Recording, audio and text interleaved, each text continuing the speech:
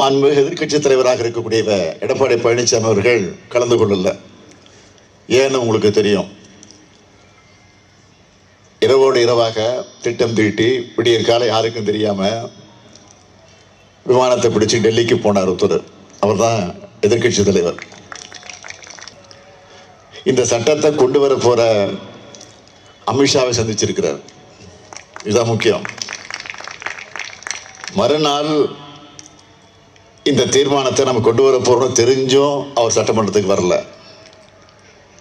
இன்றைக்கு பிரதான எதிர்க்கட்சி யாருன்னு கேட்டீங்கன்னா அதிமுக தான். இதுல ஒரு வேடிக்கை என்னன்னு கேட்டீங்கன்னா, இன்றைக்கு கூட மாலையில் பத்திரிகைகள் நீங்க பார்த்துருக்கலாம்.